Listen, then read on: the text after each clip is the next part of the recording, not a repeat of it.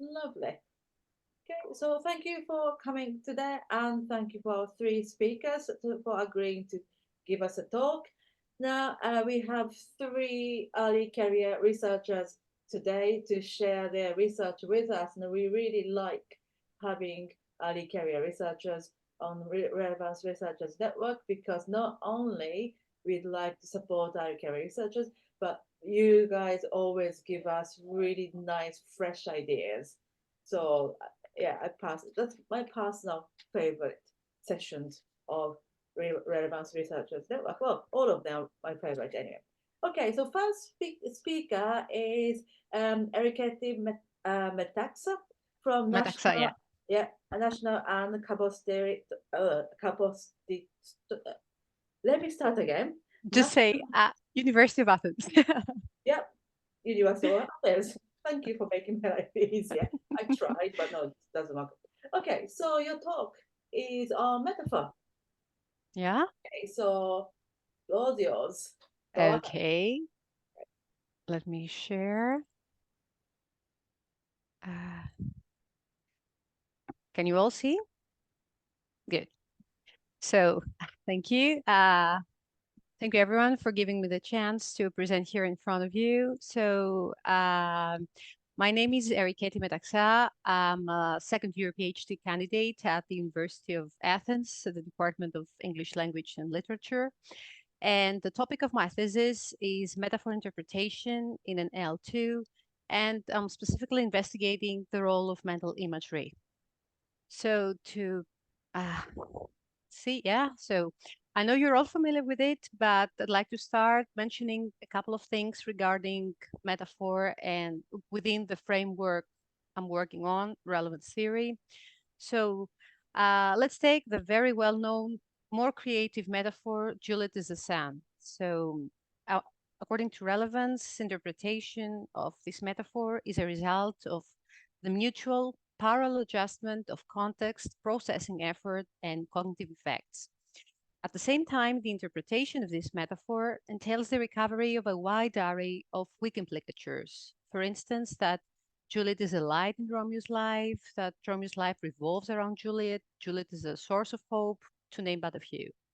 And very recently, it has been argued that the interpretation of such metaphors also entails the evocation of non-propositional elements of imagistic and affective nature. For instance, someone might think of the image of sun shining brightly in the sky, or might feel a sense of warmth, a sense of joy upon encountering such a metaphor. So, uh, given the fact that there is expanding theory nowadays which attests to the significance of such effects on metaphor interpretation, but there is little experimental evidence to date, especially on mental imagery, I believe we need to examine factors that influence the evocation of imagistic components when interpreting metaphors. For this reason, the aim of my research is to examine the effect of linguistic context on the elicitation of mental imagery during metaphor interpretation. And by linguistic context, I mean the immediate uh, words, expressions before and after a metaphorical expression. Why linguistic context? Well, evidence has suggested that linguistic context can increase the background assumptions activated, can facilitate access to information on the encyclopedic entries of words, can encourage exploration in directions that are intended by the communicator, and can also accelerate comprehension in L2 settings, the settings that I'm interested in. So, to this end, I have formulated 4 research questions. The 2 of them are more general. The first one, uh, I would like to see whether the absence or presence of linguistic context can actually affect processing of mental images during metaphor interpretation. In the second one, I'd like to check whether the presence or absence of linguistic context can bias readers when interpreting a metaphor bias them towards attending more to aspects in the world in the form of mental images that I'm interested in that are elicited from their experience, that are based on episodic recall. I also have two more specific questions I'm interested in. The first one is whether more novel, more creative, literary or non-literary metaphors can elicit mental images in a setting where they appear without any context, any linguistic context surrounding them, and whether the same metaphors can elicit mental images when they appear in their original context of occurrence. So a few things about the methodology, which I'm still working on. It's not finalized yet. I'm planning to employ undergraduate students at the University of Athens whose mother tongue is Greek and who are all proficient users of English based on certificates they hold, based again on the Common European Framework for Reference for Languages. Regarding the testing tools, I'm planning to administer questionnaires with metaphors appearing within and outside context. I'm interested in metaphors appearing within their original linguistic context, not something that I will make. I'm planning to use literary and non-literary metaphors that are towards to the more creative novel end of the continuum. For instance, the lights of peace and progress are coming out again. The fall comes on little cat feet. And of course, I would like to have some follow-up interviews to shed more light on some of the results. Um, Regarding the questionnaire, I'm planning to have 3 questions following each metaphorical expression, whether it appears within or outside context. Um, the first question will ask participants to paraphrase the metaphor, if possible, and or describe an image activated while or after reading the metaphor, again, if it's possible for them. The second one will ask participants to rate the influence of linguistic items and memories. And the third one will check for unknown vocabulary that might impact on their interpretation. I've actually pilot tested a similar questionnaire. Back in spring 2022, I administered online 2 questionnaires with 4 metaphors in each one to 20 participants. And I'd like to very, very briefly mention a couple of results that I deem significant. So for a metaphor like that, music that opens the door that you can walk through, which I obtained from a newspaper editorial, it was found that people describe images. Actually, the images and the paraphrases will be rated. So what I managed to do is that I managed to obtain higher ratings for the images that they describe when the metaphors appeared within the original context of occurrence. And also, I saw more private and detailed memories described when metaphors appeared within the original context. For instance, if you can see the example here, the same person who read the metaphor outside context described the image of opening a door, whereas when the same person, when reading the metaphor appearing within the original context 2 months after the first questionnaire, he described the specific memory of attending a concert and all the images that he had from this concert. So finally, I hope that at the end of the PhD, of this PhD, this thesis will manage to attest to the significance of non-propositional effects and shed more light on the impact of imagistic elements that are evoked by metaphors onto their interpretation, as well as on the interaction of linguistic context and mental images. At the same time, in the field of second language acquisition, I hope that this research will highlight the utility of context and images in learning environments and the role that mental images can play as learners' individual characteristics that can affect metaphor interpretation. So here is a list for my references, and that's it. Thank you. Thank you. Thank you. That was really interesting and nicely, briefly summarized. Thank you. Briefly. Thank you. Perfect timing.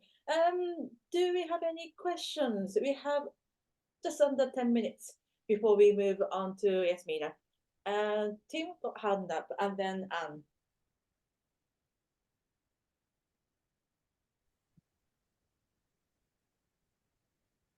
Sorry, I'm having problems with my...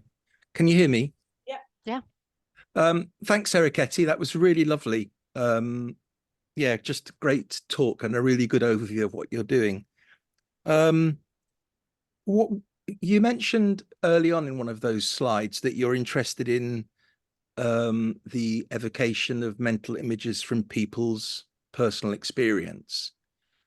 Why are you particularly interested in mental images from people from experience? Why not, you know, novel mental images that, you know, perhaps a particularly poignant or beautiful poem that really affects you might evoke images that, you know, are kind of random that you might not have seen before. So I wondered why specifically you were thinking about images from experience.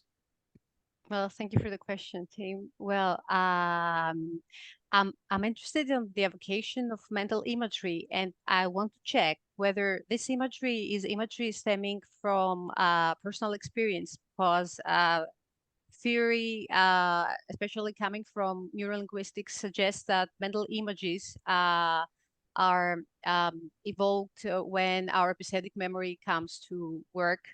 And I'm interested whether these are images that come from the experience, or these are images that are, let's say, influenced, maybe novel images, as you suggested, influenced by the context, by the linguistic context that appears. That's why I'm asking them to rate if this image comes from their experience or not. Okay. Yeah. So it's not the specific one. I'm interested in all types of images. Okay. Yeah, that's good. Thank you. Thank you very much. Thank you Great. as well. And I think Anne had a hand up earlier. Yeah, thank you very much, Eriketti. That was really interesting. So one thing that struck me, so you were interested in getting people's free form responses, both giving paraphrases and generating descriptions of images that they might have had. It is notable that in all the examples you gave, including ones from that you did when you set up the relevance theory view, paraphrases like, for example, for Juliet as the sun, you said that Romeo's life revolves around Juliet. Well, of course, that's just another metaphor, because he's not literally revolving around her. That comes from the sun metaphor itself. So they're basically just unpacking the metaphor in an extended metaphorical sense. And I wondered whether imagery would be like that too, that it will also just extend metaphor. Yeah. Extend the metaphor rather than being literal paraphrases. And also the other point is about you mentioned that you're interested in individual differences, or you thought that individual differences might play a role. I should say that in the psychological literature these days, work on individual differences is really blowing up. It's lots of people think it's a very important new way of looking at data. So in other words, most experimental work looks at group effects, looking, averaging across all subjects. How likely was it that they were to do this rather than that? But if you want to look at individual differences, you have to take a slightly different approach in your analysis. I'm not sure. I might have lost you there regarding the individual differences. Let me take a look at the slides again. Actually, I'm looking at whether sorry, I'm back again. I'm looking at whether the images stem from their individual experience. I'm not interested in checking individual differences. That's why I'll try to have a homogeneous group regarding their age, their cultural background, their mother tongue, their level of English, and probably their gender, because most of our students at university are females. So I'll try to check and that there are no individual differences that might affect. There will be, of course, because each person is different, but I'll try to control so that there are no distinct ones. Mm. So, and regarding the paraphrase, because I'm checking this in L2 settings, which is totally different than L1, and from the pilot testing and other similar research in the department, it seems that Greek students, when they are asked to paraphrase something, they're very willing. This might happen with other foreign speakers of English as well. They're very willing to explain that in their own terms. So that's why I'm asking them to paraphrase the thing that you mentioned with Juliet and Romeo's life revolving. It was just an example of implicature, not a paraphrasing. So that's why I employed another metaphor. I think they will not. They actually didn't. In the pilot testing, they didn't, although the sample is very small. Is that new hand, Tim, or is it old hand? It's a brand new hand. Lovely. Go ahead. You like it? Lovely. It's a great hand. Thank you. I'm sorry, nobody else had their hand up, so I took the liberty of putting mine up again. I think it might be, so there's a couple of things. First of all, I think it might be worth reflecting a bit on what Anne said about individual differences. Just, I mean, I know it's kind of I think it's perhaps not something that you've thought about, but it's a really interesting area of psychology. I mean, I don't know it very well, and I'm not a psychologist, but it might just be worth thinking about that a little bit more. So that was one thing. But the other thing, and I've asked you this before in an email, and I get that there's an L2 angle to this, but why are all your examples in English? I mean, Greek has a reasonably good tradition of poetry, in fact, arguably a more powerful one than English. And I just wonder sometimes, because sometimes you tap into things with native speaker intuitions that perhaps you don't with L2. But I do get that there's an L2 angle, but I just wondered why you didn't have any Greek metaphors. Well, actually, first of all, I'm a student at the Department of English Language, and you're Greek, so everything is in English from the start of the undergraduate studies till now. Everything is in English, and the students I'm planning to employ do everything in English. So what I'm interested in is not the native speaker, as you said, intuitions and what they might think, because I would like to see how the different language also. That's why I'm trying to control for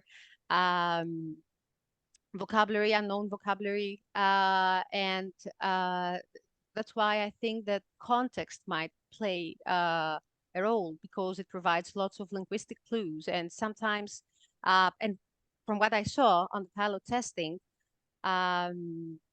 unknown vocabulary items in the metaphors per se, when in the first questionnaire, when there was no context, actually disappeared in the second one, where there was linguistic context that somehow made it easier, facilitated the whole process and the understanding. So this is also something I'm interested in. Okay, thank you. Just building on that, I do think, though, that Tim's point is an important one. I mean, if you're trying to look at what these L2 people are doing, you do need a contrast group. So if it's not Greek native speakers, it should probably be English native speakers to see how they would respond and if there's any difference, because you don't know whether these people are somehow deficient and need help or whether they're just as good.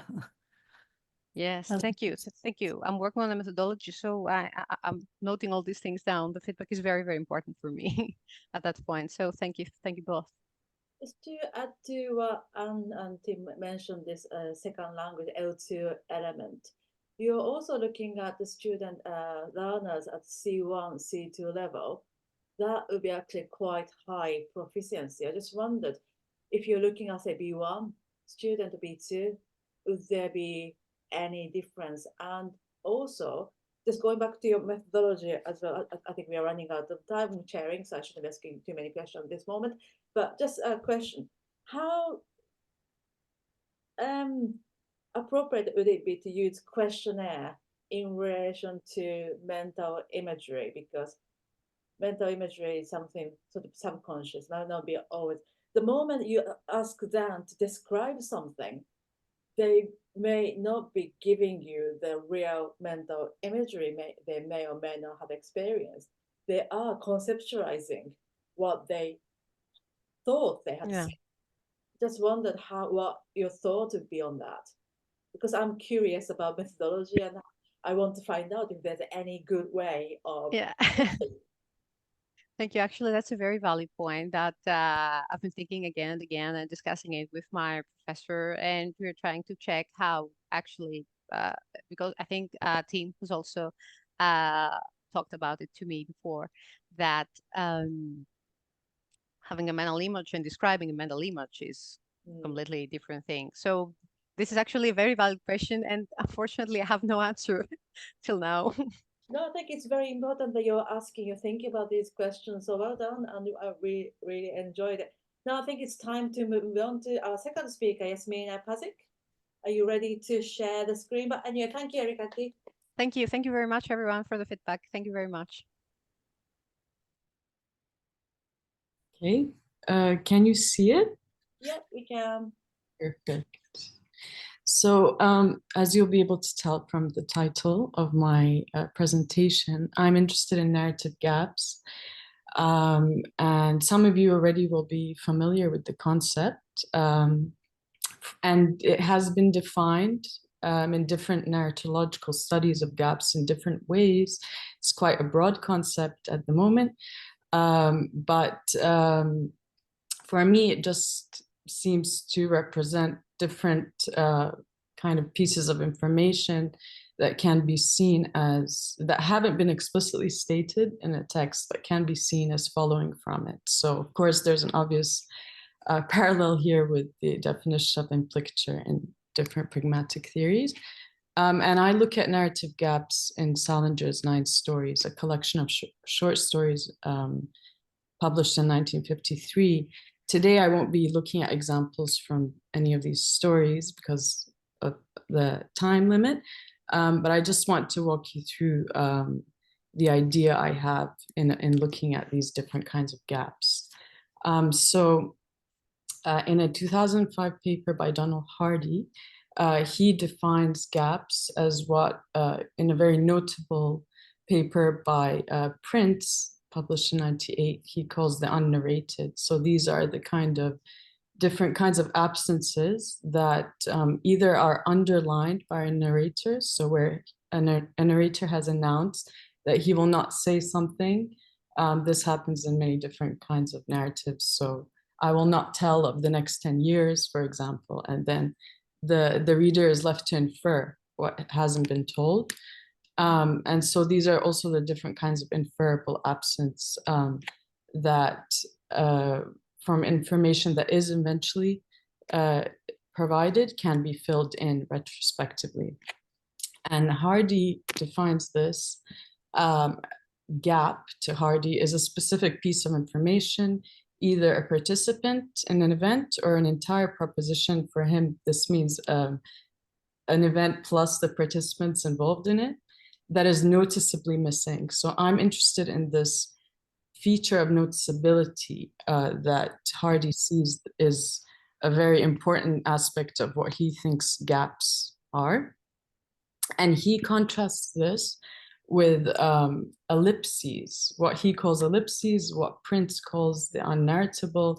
So these are the kind of insignificant Absences, so things that are not told because they don't reach this so-called threshold of narratability. They're kind of mundane details. And of course, a narrator cannot tell us everything that might happen in a series of events that make up a narrative. So he distinguishes gaps from these ellipses, these kind of insignificant absences that he defines as unnoticeable. So on the one hand, you have the noticeable absences, on the other, the unnoticeable and insignificant pieces of information that aren't told. And to illustrate this, he uses this extract from an Flannery O'Connor short story, given that he's studying Flannery O'Connor's texts and the patterns of gaps throughout her literary works. So just to give you some context, this is from a short story called The Barber. And this character, Raber, has just had an argument with a group of men in a barber shop. So I'll just read this to you. Sorry, I actually can't see it fully because of, now I can see it. The blood began pounding up Raber's neck just under his skin. He turned and pushed quickly through the men around him to the door. Outside, the sun was suspending everything in a pool of heat, and before he had turned the first corner, almost running, lather began to drip inside his collar and down the barber's bib dangling to his knees. So Hardy says that there are at least two missing pieces of information in this extract. One is that Raber had left the barbershop so quickly that he forgot to wash this, or not forgot, he couldn't wash the soap off his face and remove the barber's bib. And this is inferable from this details we're given about the dangling bib and the dripping lather. And this, for him, constitutes a gap, a noticeable absence, something that most readers would infer because something significant follows from it. And that is that he kind of tells us about Raber's mental state. He was in such a rush to leave. He was so angered and embarrassed by this argument that he could not even wash his face or take off the bib. And then the other piece of information that's missing is that he actually walked out the door. And this, for Hardy, is the example of an unnoticeable absence because nothing significant follows from it. So these are the kinds of this is a dichotomy that Hardy identifies when he defines gaps. And I think that there are interesting notions from relevance theory that we can use to show that there's not only this dichotomy of gaps, but there's actually a range of cases in between these two types of absence, the noticeable and the unnoticeable, that has not really been defined in studies of gaps. So I think the notions of manifestness and determinate and indeterminate meaning that are discussed by Sperber and Wilson in their 2015 paper, Beyond Speaker's Meaning, can be used to show that there are a range of different kinds of absences that can follow from a text that vary in determinacy and that vary in manifestness. So in this paper, they show that there's a range of communicative acts, both verbal and nonverbal, and they can be shown as communicating both determinate and indeterminate types of meaning. And they use manifestness to explain how we interpret these different types of meanings. So many of you will already be familiar with this notion of manifestness. For me, it kind of defines the way we represent what is communicated mentally. I think it's a notoriously kind of tricky concept to grasp, but it's defined in terms of salience or the accessibility of a piece of information mentally and the level of conviction we have in that piece of information when we represent it.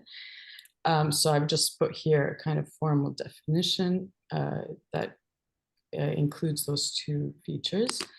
And of course, it's used in defining extensive inferential communication, the underlying intentions, and the way that they are represented to both addressee and speaker is that they are made more manifest. So they are made more, to stand out more and to raise the level of kind of conviction that we can have in them. And this is also the way that the propositions that are communicated are represented. So this is how I think of manifestness, or what I think of it to mean. And then determinate and indeterminate meaning, what they discuss in this paper is that there's a continuum of cases. So be it verbal or nonverbal acts of communication can communicate both determinate and indeterminate meanings. So for Sperber and Wilson, this means that a meaning can be determinate, it can be paraphrased into a single proposition, and then it can vary and exist along a continuum where it can not be paraphrased at all. So they give these examples. Example of determinate meaning is where a railway passenger asks an official what time the next train to Oxford is, and this is paraphrasable as a single, the railway official's reply is paraphrasable as a single proposition, and it's all that's necessary for his response to be relevant and meet the expectation of relevant it raises. So it's paraphrasable as this proposition that the next train leaves at 12:48. Semi-determinate meaning, they give this example of a hyperbole where there's these loosely used words, kill and glass. One is not used literally, and glass is vague. What is a glass to one person might not be to another. So there's no determinate proposition that is communicated by this hyperbole, but it can still be understood maybe as a range of propositions, that the person is very thirsty, that they would like some water at the time of speaking. And then there's those aspects of those types of communication that communicate something very indeterminate that cannot be paraphrased into a proposition at all, and that might be seen as communicating a range of propositions instead. So a main assumption here is that all cases of human ostensive inferential communication communicate an array of propositions, and when the meaning is determinate, they communicate a single paraphrasable proposition. So the array is a singleton, and this is very strongly communicated. So it's very highly manifest to both speaker and addressee that this is the proposition that was intended and that will make the utterance relevant. But then as we move along the continuum to the less determinate cases, we can see that an array of propositions are communicated, and they range from strong to weak. And there are even instances where there are both strongly and weakly communicated propositions. So they are more or less evidenced. And I think we can use this distinction to build on Hardy's definition of narrative gaps. So not only to show that there are very obviously communicated propositions that follow from a narrative, and that may be more manifest, more salient and obvious, but to show that there are instances where there are a range, where the meaning is more vague, less determinate. There might be cases where there are both strongly and weakly communicated propositions, and then cases where there are the less noticeable absences where what is communicated is very weak.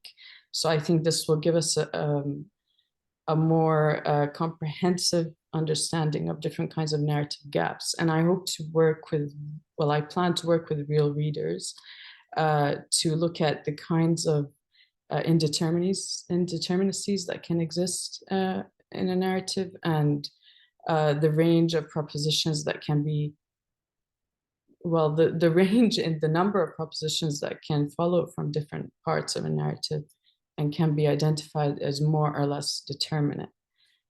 So this is my presentation. And sorry, these are my references. I'm just, thank you all for listening. Thank you. Thank you. Very good. Really interesting. Do you have any comments, questions? Anne, I see your hand up. Yeah, thank you very much. That was really very interesting to me.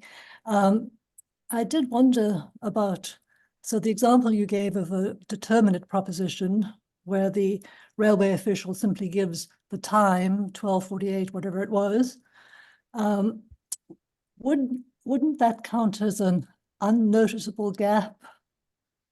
I mean, it's like the going out the door. I mean, the thing from the O'Connor story where the man pushed through the crowd towards the door, but it's not mentioned that he actually left via the door.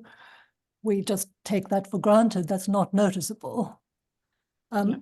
Isn't the fact that the train will arrive at 12:45, or all the unpacked content that you put in there, that's a typical kind of explicature or explicated content in relevance theory terms, and shouldn't that count as unnoticeable?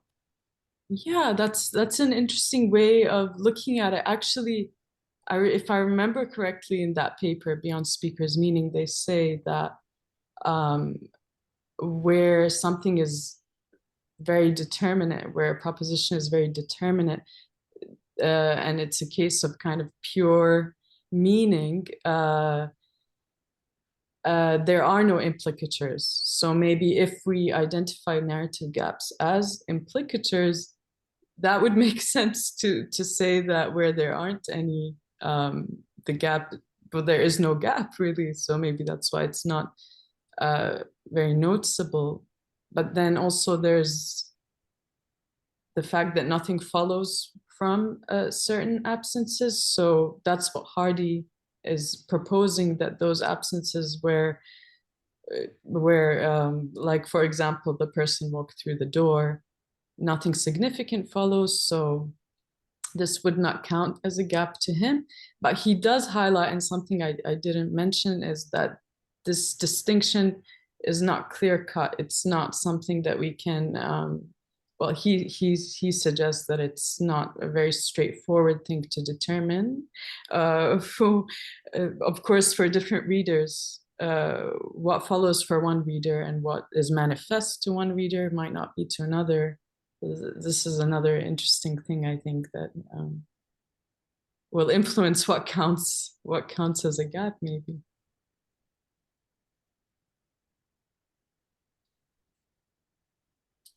Tim, did you have a question?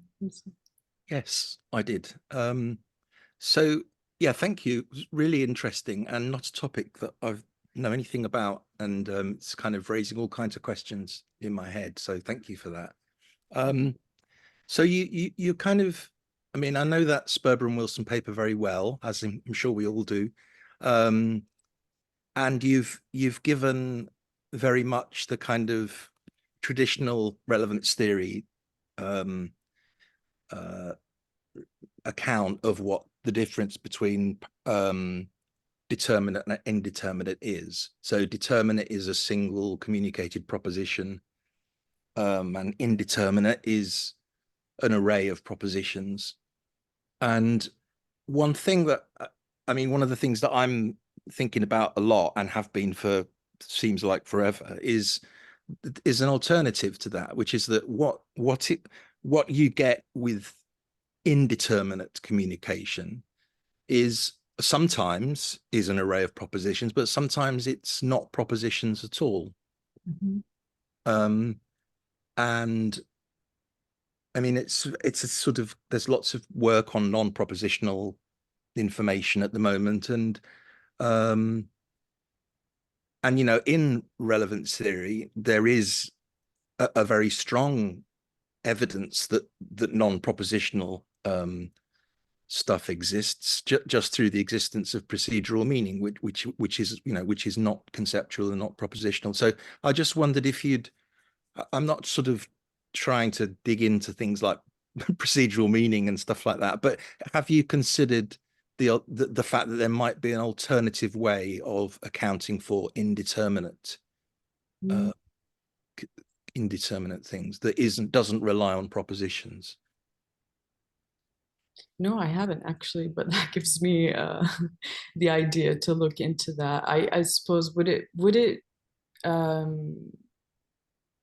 what Eriketti was talking about, the non-propositional effects, would they maybe come under? Yeah, I mean, that just strikes me as an area that you might explore a little. I don't expect there'll be any particular answers there, but there might be some more questions. Yeah, for sure. Thank you for that. I will look into it. No, thank you. It's really good talk. Thank you so much. Great. Any other questions? Okay. And now I think we have more questions, but unfortunately time is up. So we're going to move on to Matt. Okay. Matt Smith from Brighton, but thanks, Jasmina. Thank you so much. Interesting. Thank you for the suggestions and questions. Thank you. Right. Now on to Matt.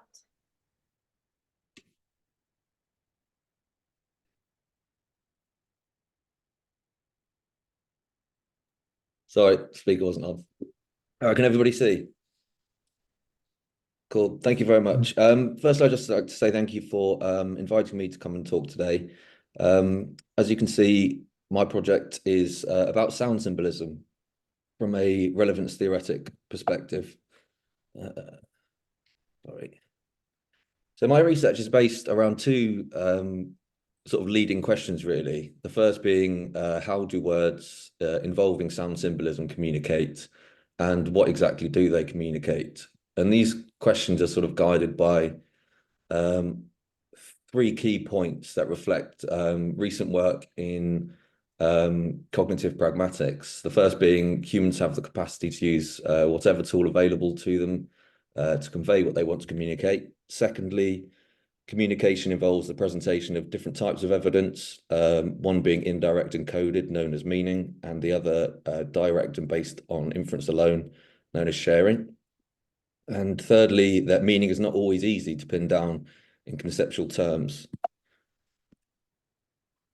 So the aim of this particular talk is to address, in relevance theoretic terms, how sound symbolism might communicate, and briefly outline some of the historical context of sound symbolism.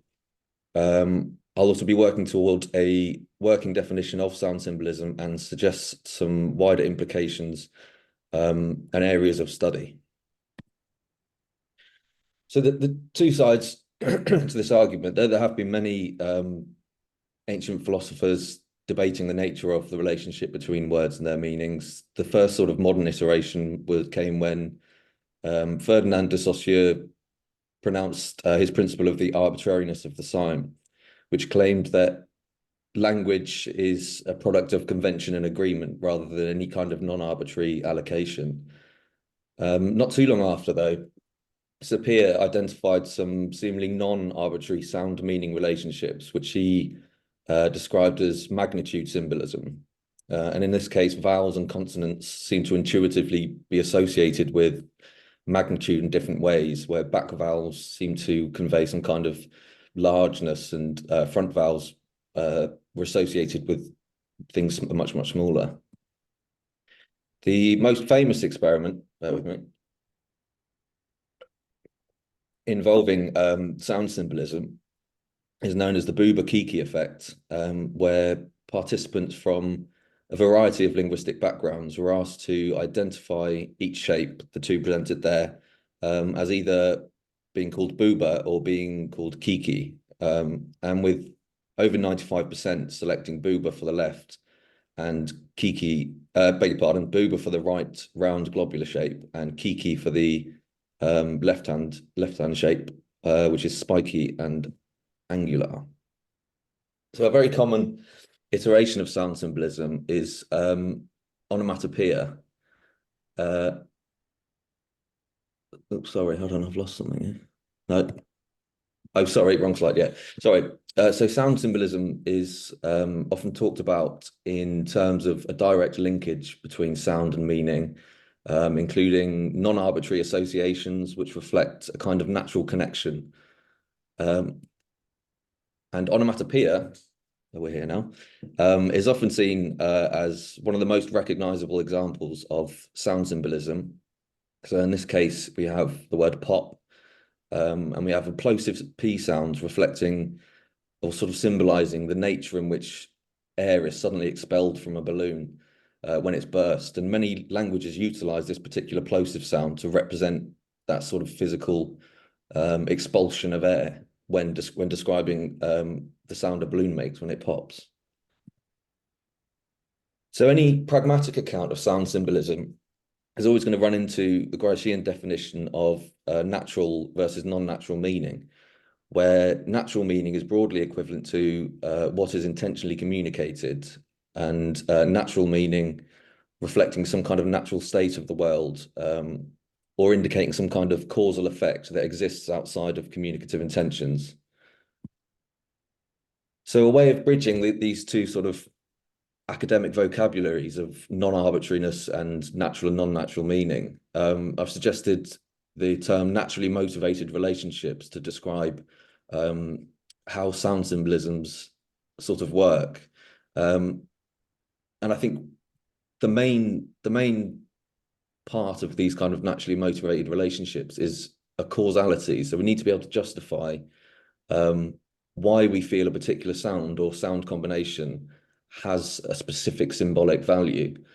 I think it's important because there are some ways of analyzing sound symbolism where you can ignore that part of it and it becomes a statistical study of words that refer to things without any kind of justifying why we think that might have crept into a particular language or languages.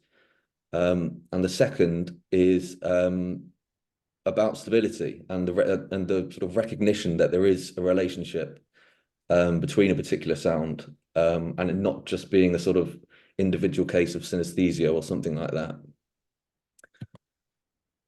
So when we communicate these sort of natural kinds of meaning, I've looked towards Tim's work on the showing of natural behaviors, which sort of looks to readdress the idea that pragmatics should only really be concerned with non-natural meaning. And it suggests that behaviors may be intentionally shown and therefore can be included in a theory of ostensive communication. So relevance theory has come to recognize this continuum that we might have just all heard of between meaning and showing, where cases of meaning are generally vocalized in direct evidence and encoded in language, coded in language, and showing is a more of a sort of non-verbal activity which provides evidence and is based solely on inference. Provides direct evidence, sorry, and is based solely on inference. So I suggest that different kinds of sound symbolisms fall at different places along this continuum. Some cases include a good deal of meaning as well as showing, and some cases rely probably much heavier or much more heavily on their ability to show and less so much on their ability to mean, if at all. So how does sound symbolism show? I think in the case with onomatopoeia, and in this particular case, we can point to plosive P's mimicking the sort of sudden explosion or the sound of a sudden expulsion of air from a balloon. But in the case of things like booba and kiki, it becomes a lot more tricky because it's not mimetic in the same way. We have to try and find a way of understanding or talking about why the word booba is somehow showing us something about a round globular shape, and why kiki is somehow showing us something about a spiky shape. And I think this is probably likely to do with some kind of mechanism of knowing what it's like to pronounce these words. And when we pronounce these words, we feel around us there is some kind of cross-modal correspondence going on between the sound of the open vowel sounds and a roundish sort of flowing shape. But again, it's much more difficult to do, and that's only for one particular case of sound symbolism. So working towards a more sort of all encasing theory is going to have to look at how and why, when we hear a sound, we then entertain certain ideas about that sound, or perhaps we say it to ourselves when we hear it and we feel the motions of saying these words, and then they create these kind of effects. So rethinking beyond sound symbolism and beyond, well, rethinking sound symbolism beyond phonemes. I think if we're thinking about the kind of relationships that sound symbolisms are, and if we're thinking of naturally motivated relationships, I think we can look to other aspects of meaning that aren't necessarily lexicalized. So, for example, crescendo, in music, the relationship each note has to each other one reflects a kind of natural relationship between sound and sounds getting closer. So if I had a drum and I was hitting it every time I got closer to something, there's a natural connection between that drum would naturally get louder. So we understand this kind of physical aspect of sound. And crescendo reliably triggers certain responses, effective and physiological responses that are similar to fight or flight responses. So perhaps with a bit of work, we might be able to start fulfilling the kind of requirements of a naturally motivated meaning with something like crescendo, or even something like alliteration in poetry, the things that aren't lexicalized or aren't part of a kind of phoneme that refers to a concept, but something that's more sort of abstract and combinations of sounds coming to represent some kind of meaning, non-arbitrarily or naturally. And that's where I think this will eventually take me. Whether I get to here by the end I finish my PhD is another question, but that is where I'd sort of look to be heading towards. And thank you for your time. References. Thank you very much. Thank you, Matt. Very interesting. Do you have any questions, comments?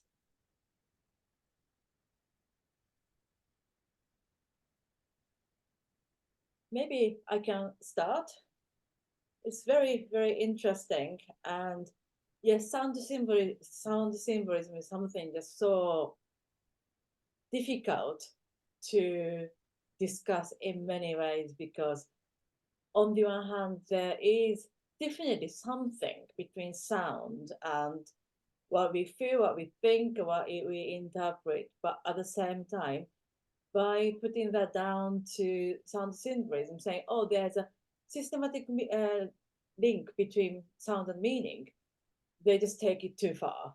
We are talking about, rather than taking the sound symbolism approach, how can we explain the role of sound symbolism in a more reasonable manner?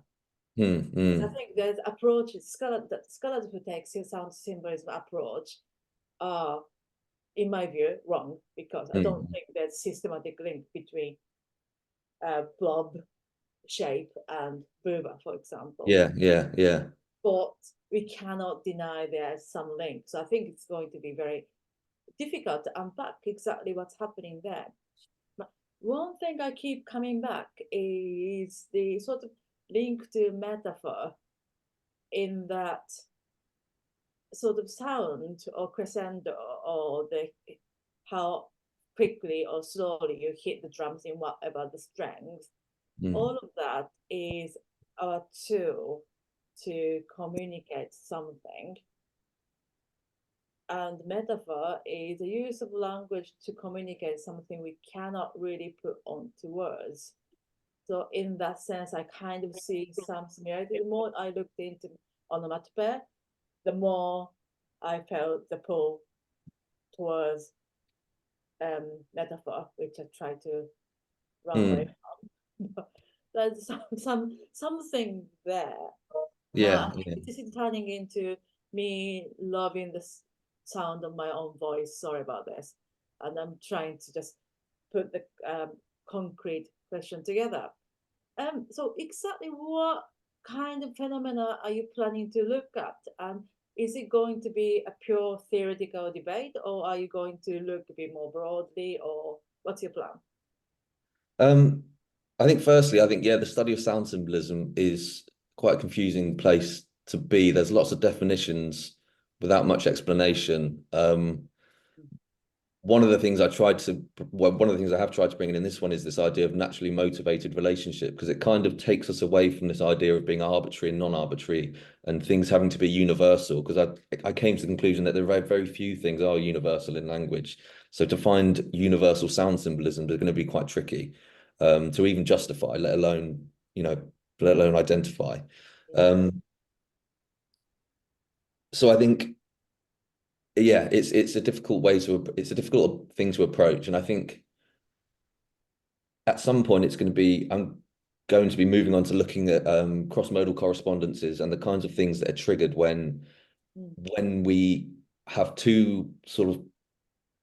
we recognize two percepts for one input of one perceptual input, and how those kind of things work. And because under synesthesia, that's what happens, which is when some people see a color and they hear a sound, or some people see a number and they smell something, but that's sort of pathologized. But this is a case of a similar thing happening, but sort of in tandem, and where more than one person is experiencing the same kind of thing, which doesn't often happen in synesthesia. People don't have the same relationships with like sound and color.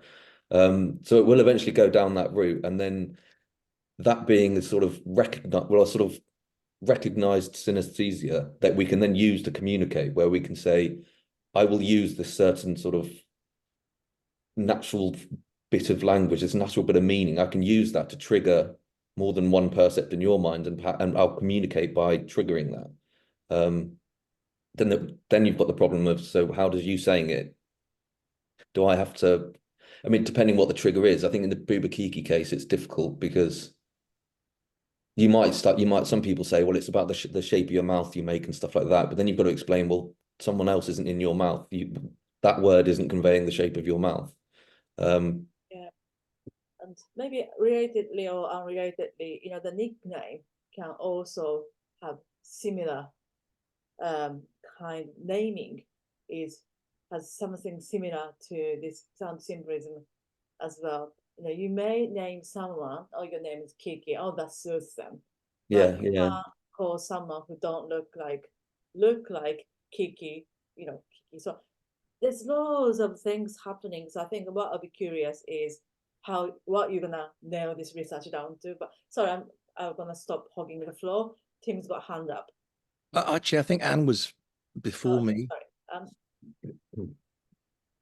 Oh, gosh, it's so interesting. I don't really even know where to begin. And we've only got 1 minute left, but maybe I can just quickly ask. So what is the kind of data you're going to use in order to come up with your theories? Is it going to be stuff that is written? I mean, you started your presentation with a comic book illustration, and I've got some more comic books over here with lots of things, boom, swish, yeah, things like that are supposed to illustrate the sounds being made. And I guess that it's kind of conventional. I mean, this happens to be Japanese manga, and it's translated into English. So I'd be curious to see whether Japanese translation, I mean, the Japanese original had the same sounds. Yeah.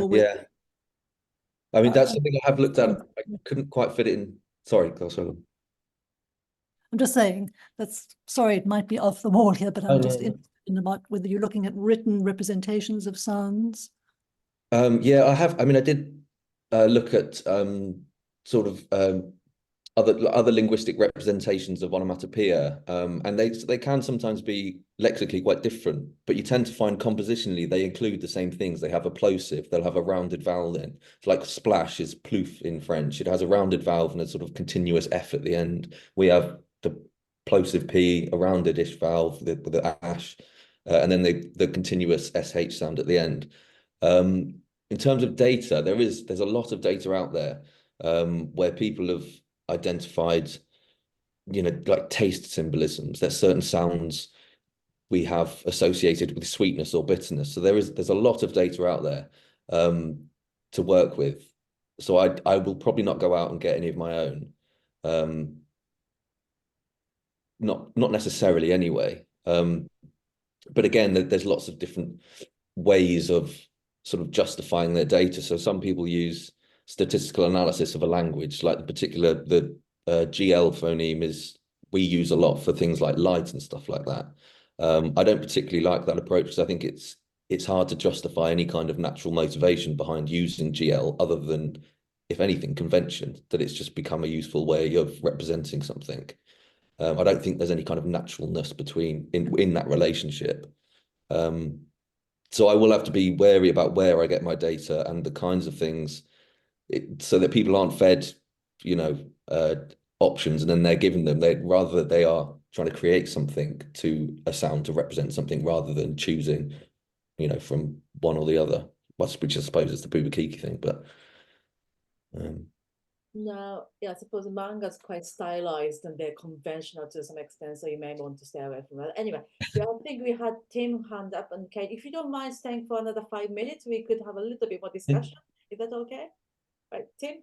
Yeah, okay, thanks. Sorry, I'd put it down again. And I mean, I'm Matt's supervisor, so I shouldn't really be stepping in here at all. But I think it's Ryoko made a really good point. And in that first slide, so traditional, a lot of work on sound symbolism looks at the words themselves. But the first point of those key points that you had right at the beginning was this idea that it's people who do the meaning, not the words. I mean, the words gain their meaning from the people who utter them. And that, I think, that's something that Ryoko and I have talked a little bit about, and that I think is the key really to this approach, which perhaps it might be worth stressing a bit more, in future presentations, that what we're looking at is we're setting this thing that other people called sound symbolism within a framework that looks at meaning from the point of view of people. So, words mean what they mean because people use them to mean that. And I think that gives you, and it's in Rocco's work as well, it gives us something really special to, gives us a unique view of that. So it was not a question. It's just, I think Ryoko's point was really on point there. But that was great. Thanks. I really enjoyed it.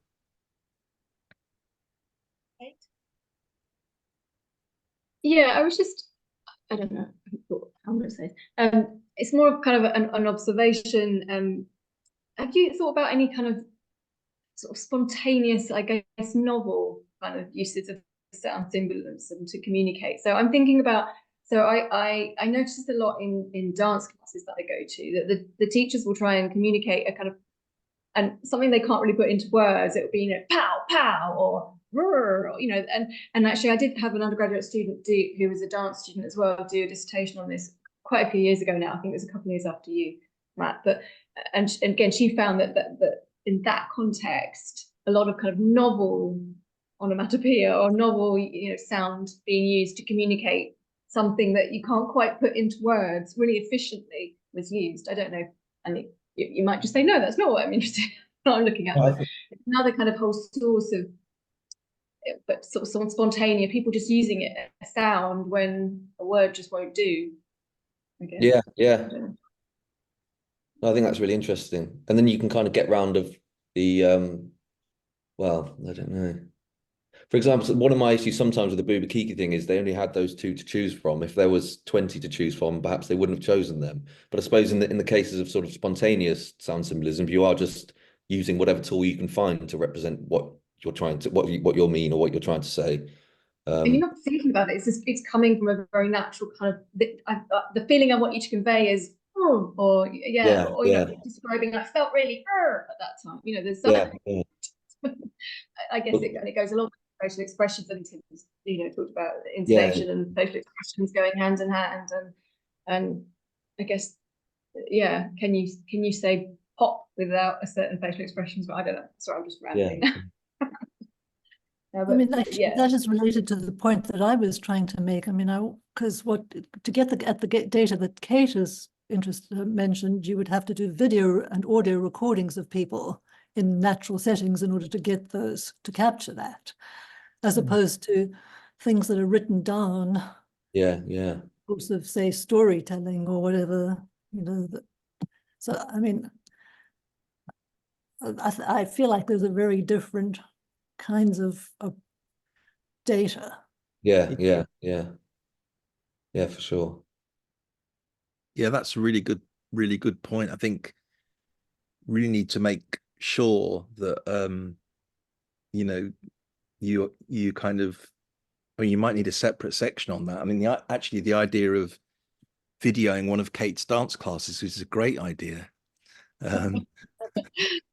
We'll have to get the ethical clearance first, though. I guess.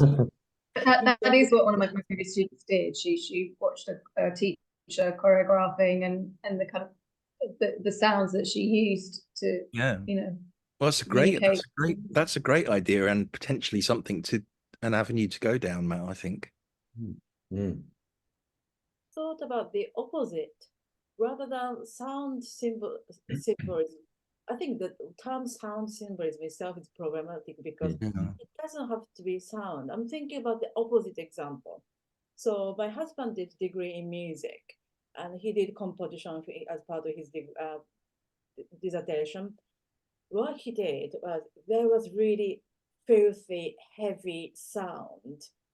And to describe that, rather than doing musical notations, he basically ruined my Chanel lipstick and then just made a mess of the score.